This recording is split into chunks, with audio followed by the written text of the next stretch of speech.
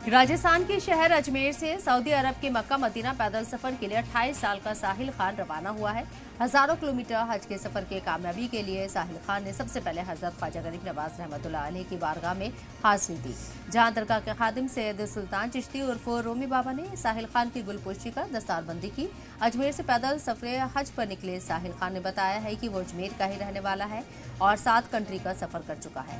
इसी तरह उसने पहले उम्रा भी किया है और अब पैदल हज का इरादा कर मुकद्दस बारगाह मदीना शरीफ और खाना काबा के दीदार के लिए निकल चुके हैं। साहिल खान का दरगाह के बाहर मकामियों ने हौसला अफजाई की और सफर की कामयाबी के लिए मुबारकबाद पेश की।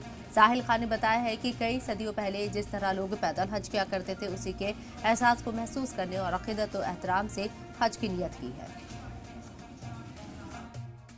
मैं आपको बता दूं कि मैं काफ़ी कंट्री टूर कर चुका हूं। मैं आज से 7 कंट्री टूर कर चुका हूं। मैं ओमान जा चुका हूं, इजिप्ट जा चुका हूं, मैं मदीना उम्रा कर चुका हूं, मैं इराक ईरान टूर कर चुका हूं अल्हम्दुलिल्लाह, और नेपाल भी जा चुका हूं। तो यानी दुबई वगैरह 7 कंट्री कर चुका हूं मैं। तो मैं फ़्लाइट से अक्सर जाता था, तो मैंने सोचा क्यों ना इस बार वो एहसास किया जाए, वो महसूस करा जाए कि एक ज़माने में किस तरीके से लोग पैदल चला करते थे और पैदल चल करके हज उम्रा के लिए जाया करते थे।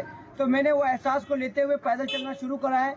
इंशाल्लाह जो जैसे ये ज़ायरीन जा रहे हैं, इन लोगों को जैसे पता चलता है कि भाई कोई इंसान पैदल जा रहा है उम्रा करने, हज करने, तो वो लोग हाथ चूमते हैं या मोहब्बत देते हैं या मुसाफा करते हैं, उनको बहुत अच्छा लगता है।